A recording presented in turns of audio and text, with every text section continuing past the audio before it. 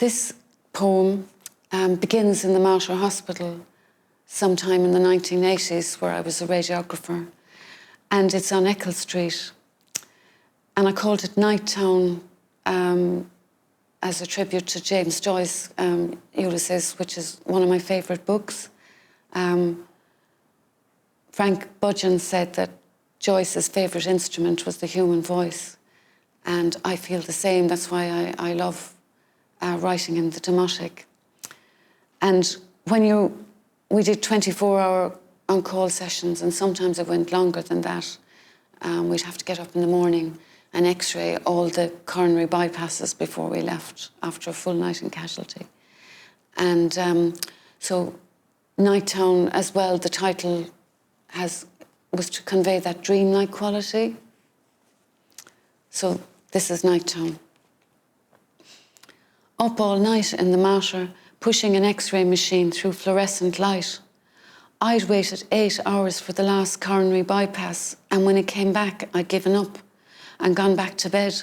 So I had to come down again in the old cage lift from the doctor's res, to the heart arrested in ITU, the body bucking, the surgeon from Dubai shoving past me as I angled the x-ray tube and my cross of light on the sunken sternum.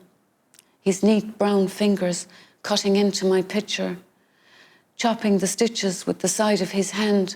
He took out the heart and massaged it in front of me while I heaved in my forbidden open-toe sandals.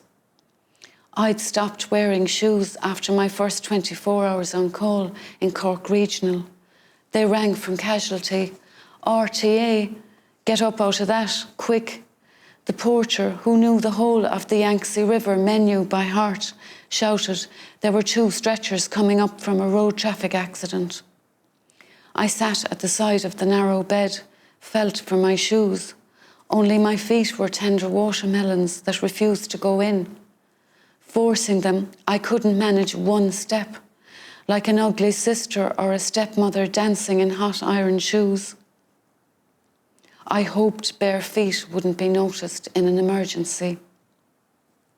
Oh, and is it a gypsy you are now? So, the A&E sister snapped out of her blue lead apron as I padded around the immobilised, blood and alcohol-smelling bodies with my sandbags and cassettes, marking right and left with my metal markers, concentrating and not mixing them up like I had the last time.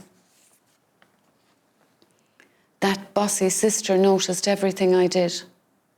Next day, I woke at 4:30 in the stuffy on-call room. My day off already disappeared into November darkness as I hurried to the shoe shop in Wilton Shopping Centre. The assistant told me that feet never stopped growing. Half a size for every year. I'm telling you, girl. Sleepy and bewildered, I bought a big size 7.